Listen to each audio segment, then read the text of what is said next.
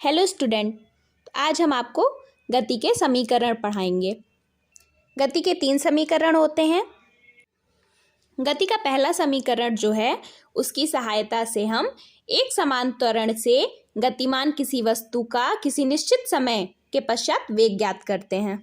तो इस इक्वेशन के लिए हम सबसे पहले मान लेते हैं कि कोई वस्तु है, वो गति जब प्रारंभ करती है तब उसका समय को हम t1 मान लेते हैं, वो 0 होगा और उसका जो आरंभिक वेग होगा, आरंभिक वेग को हम v1 मानते हैं, वो v0 होगा तथा वो एक समान त्वरण a से गति आरंभ करेगा। तो कुछ समय पश्चात, यहाँ पे कुछ समय को हम t मान लेते हैं, यानी गति आरंभ के t समय पश्चात। तो अब समय क्या हो गया, t2 बराबर कितना, t हो जाएगा और अंतिम वेग v2 वो v हो जाता है। तो त्वरण की परिभाषा क्या होती है, वेग परिवर्तन की दर को त्वरण कहते हैं।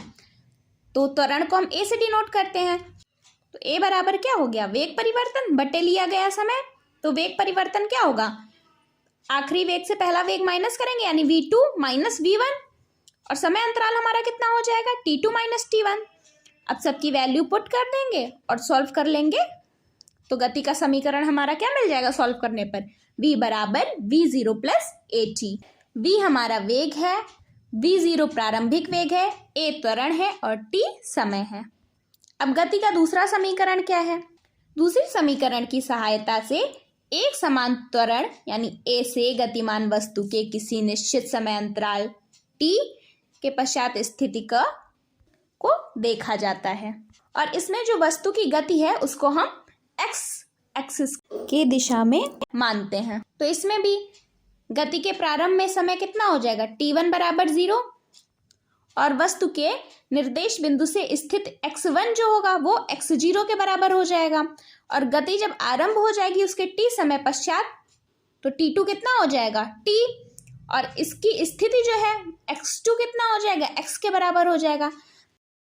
तो औसत वेग की परिभाषा के अनुसार यहाँ पे औसत वेग को v बार से डिनोट करेंगे। तो जैसे कि हमने पहला समीकरण निकालने के लिए किया था, सेम वही चीज़ हम इसमें भी करेंगे। तो v बार बराबर निर्देश बिंदु की जो स्थिति है उसका अंतराल बटे समय का अंतराल, वैल्यू पुट करके सॉल्व कर लेंगे तो इसकी वैल्यू क्या आ जाएगी, x बराबर x0 plus v bar into t। क्योंकि त्वरण एक समान है, मतलब वेग जो है वो एक समान दर से बढ़ रहा है, तो औसत वेग जो होगा हमारा वो प्रारंभिक वेग v0 तथा अंतिम वेग v का औसत होगा, मतलब हो जाएगा v बार बराबर v0 प्लस v अपॉन 2। तो ये v डैश का जो मान है वो हम इक्वेशन फर्स्ट में रख देंगे। इक्वेशन फर्स्ट कौन सी है, x बराबर x0 plus v bar into t। इसमें रख के सॉल्व कर लेंगे तो हमारा क्या आ गया, x बराबर x0 plus v0 t plus half at square. ये गति का हमारा दूसरा समीकरण है। अब गति का तीसरा समीकरण, इस समीकरण का प्रयोग हम उस समय करते हैं जब किसी वस्तु का त्वरण, स्थिति तथा प्रारंभिक वेग ज्ञात हो और अंतिम वेग ज्ञात करना हो लेकिन हमें समय न पता हो। तो मान लेते हैं यदि हमारी प्रारंभिक स्थिति x0 है तो t समय के बाद स्थिति x बराबर x0 plus v bar into t होगी, यानी जो हमारी गति का दूसरा समीकरण है उसकी फर्स्ट इक्वेशन। लेकिन v बार बराबर हमारा क्या होता है, v प्लस v0 अपॉन 2, मतलब जो हमारा औसत वेग होगा वो प्रारंभिक वेग और अंतिम वेग का औसत होगा। तो अब इसमें क्या करते हैं कि v बार की वैल्यू हम इस इक्वेशन में रख देते हैं। रखने के बाद अब v बराबर v0 प्लस at जो हमारा पहला गति का समीकरण है, तो उससे क्या होगा, अगर इससे वैल्यू हम निकालेंगे तो t बराबर v minus v0 upon a हो जाएगा। तो इस वैल्यू को फिर हम t की जगह पुट करेंगे और कैलकुलेशन कर लेंगे तो हमारा गति का तीसरा समीकरण क्या आ जाएगा, v स्क्वायर बराबर v0 का square plus 2ax minus 2ax0। ये गति का हमारा। अब गुरुत्वाकर्षण के कारण गति, ये क्या होता है, जब हम पृथ्वी तल से या पृथ्वी तल से थोड़ा ऊंचाई से किसी भी वस्तु को हम ऊपर फेंकते हैं तो वह सदैव पृथ्वी पर गिरती है।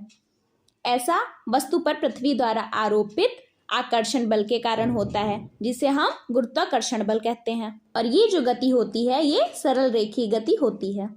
वस्तु का आकार और द्रव्यमान कुछ भी हो, लेकिन वस्तु में गुरुत्वाकर्षण बल के कारण जो त्वरण उत्पन्न होता है वो नियत रहता है, लेकिन इस वायु का जो घर्षण प्रभाव होता है उसको हम नगण्य मान लेते हैं। तो इस प्रकार का जो त्वरण होता है उसको हम लोग गुरुत्वीय त्वरण कहते हैं। इसको स्मॉल g से प्रदर्शित करते हैं। और पृथ्वी तल के निकट g का जो परिमाण होता है वो लगभग 9.8 मीटर पर सेकंड स्क्वायर होता है, लेकिन कैलकुलेशन के लिए कहीं कहीं इसको 10 भी मान लिया जाता है।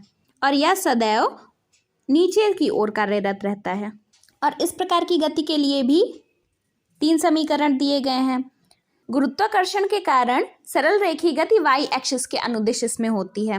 इसमें y एक्स की जो धनात्मक दिशा ऊर्ध्वाधर दिशा के ऊपर की ओर इस प्रकार चुनते हैं कि अक्ष का जो मूल बिंदु है वो हमारा पृथ्वी पर हो। तो जो हमारे गति के समीकरण होते हैं उनमें x के स्थान पे y और x0 के स्थान पे y0 लिख देते हैं और त्वरण के स्थान पर g का प्रयोग कर देते हैं। तो ये जो हमारे हो जाते हैं फिर वो गुरुत्वीय गति के समीकरण होते हैं। अपेक्षित वेग क्या होता है, यानी रिलेटिव वेलोसिटी क्या होती है, हम देखो इसको एग्जांपल से समझते हैं। मान लीजिए कोई व्यक्ति कार में बैठा है और हम बस में बैठे हैं और दोनों चीज़ गतिमान है, मतलब कार भी गतिमान है और बस भी गतिमान है। तो इसमें 3 कंडीशंस होंगी।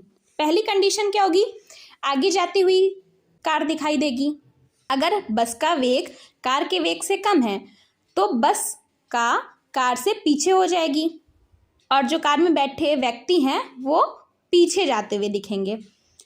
अगर आगे जाती हुई बस है तो अगर बस का वेग जो है कार के वेग से ज़्यादा है तो बस में बैठे व्यक्ति कार में बैठे व्यक्ति को आगे जाते हुए दिखाई देंगे। और कार और बस दोनों का वेग अगर समान है तो कार और बस दोनों का वेग अगर समान है तो कार और बस में बैठे जो व्यक्ति हैं वो एक दूसरे को स्थिर प्रतीत होंगे, मतलब एक दूसरे को रुके हुए दिखाई देंगे, विरामावस्था में दिखाई देंगे, क्योंकि दोनों के बीच जो सापेक्ष वेग है वो 0 हो जाएगा।